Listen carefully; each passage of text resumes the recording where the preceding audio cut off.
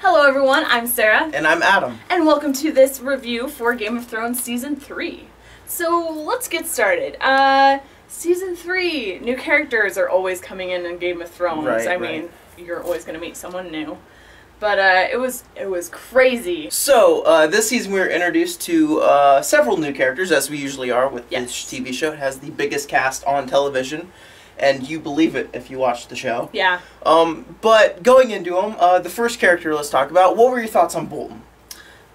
That guy's a shady guy. Like, I don't know, just his eyes, they have this way of me not wanting to trust him. He is. He's a very, serious guy.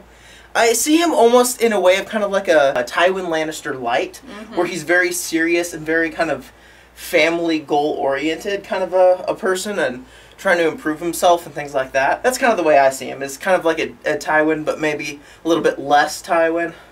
Not quite to the amazingness of Tywin. Yes. I'm a big Tywin fan. What about Stannis' daughter? I love the character that she brings into. I love how she I don't know, she's got her own little quirks, like she loves learning about, the Targaryens and stuff, but she's also got like this cute side of teaching people. She's very adorable. Most of the time kids in TV shows and movies, you kind of go like, alright, I expect them not to be all that great, or hopefully they're not bad is what you hope for. Yeah. But for some reason, this show, they find the best kid actors out there, or at least the best ones for the role, and they do it perfectly. Yes.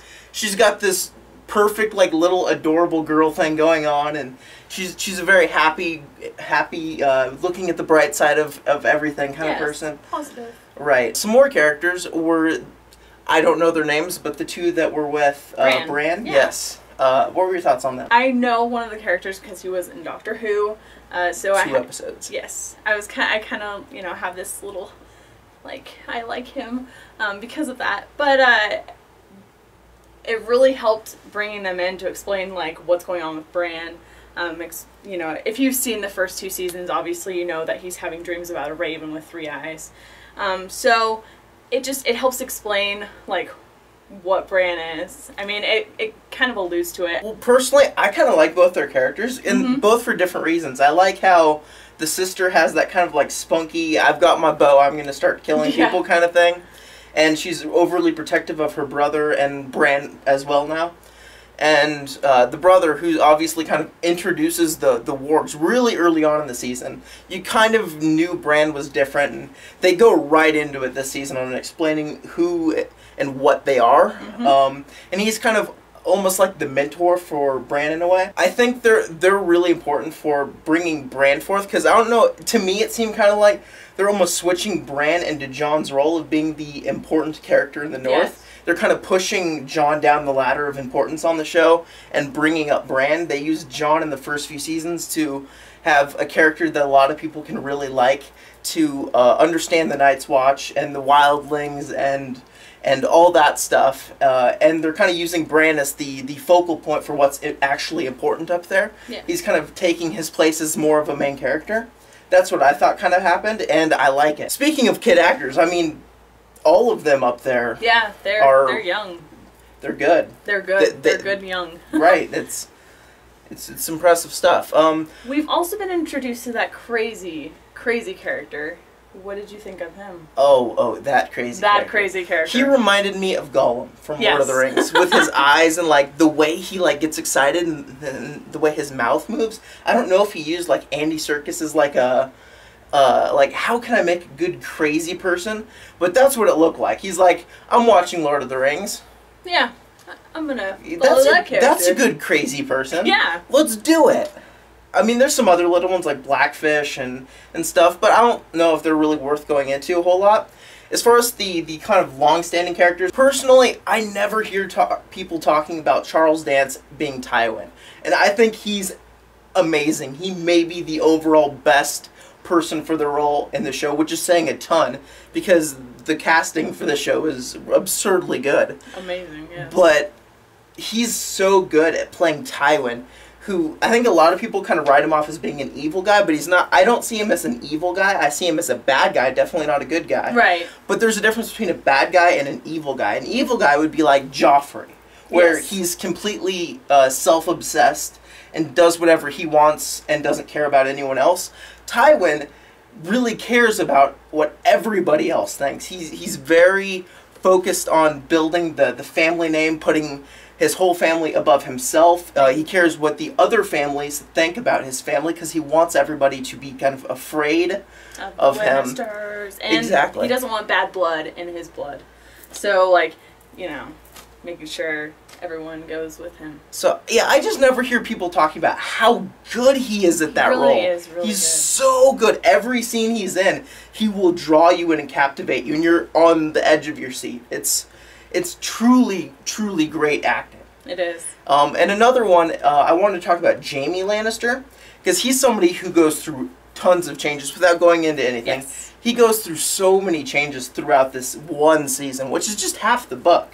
Yeah, he definitely has that character change throughout this season, and it's a breath of fresh air, really. I mean, you get to see a whole different side to Jaime Lannister. Well, part of the cool thing is, it's not even us getting to see his different side of him. It's his character almost sees a different side of himself. Yeah. I think that's about it for characters that I really wanted to specifically talk about. As far as the writing and the directing for this season, I think you're going to agree with me in saying it's really good. Without spoiling anything, there's some huge like twists and changes. Obviously, it's Game of Thrones. And the whole season, if you think back, they alluded to all of it, but they can still catch you off guard with it. Yeah. And even when things are happening, you're like, don't happen.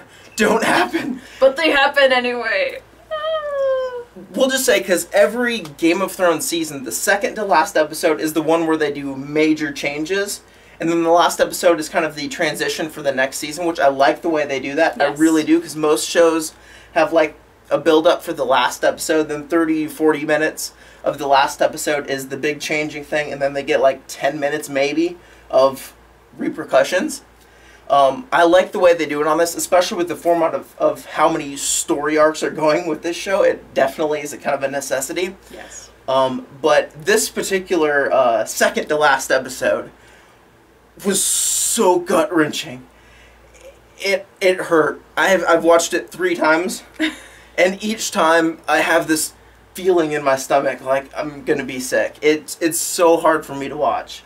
It's extremely emotional. It's up there with some of the moments, maybe even more so, that I had during Spartacus, where they were axing everybody off. It's hard stuff. Sucks. It does. That episode like literally had me like, so why am I watching this show again? Like, I expected every one of these people to go at some point, and it didn't matter. It hurt so much.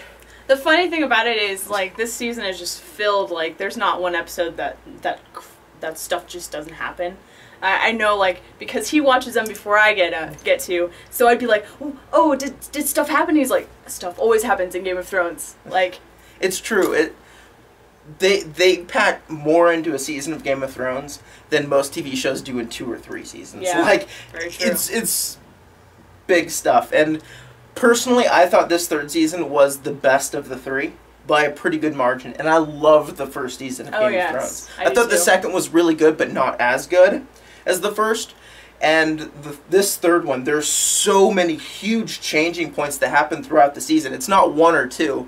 It's every 2 episodes you're getting stuff that will wow you. Just be like, I can't believe that just happened. The writing and directing on the show, and the music, and all those kinds of things are fantastic. I think that's it. Just expect a lot of stuff happening. If you haven't seen the Game of Thrones season 3, just expect everything to happen in all the episodes. And obviously this is premium television. Don't let the little kiddies watch it. This is made for adults specifically. Yeah, no little kiddies. Not this time. Not any time while watching Game of Thrones. So I think that's going to be it. We'll see you guys next time. Like the video if you like it. Comment in the section below. Maybe comment about your favorite moments in Season 3 of Game of Thrones, or parts you hated. Or despised. Or characters you really liked, whether they were new or old. Yes. So that's it. We'll see you guys next time on Utopia of Nerd News. Yeah. Bye.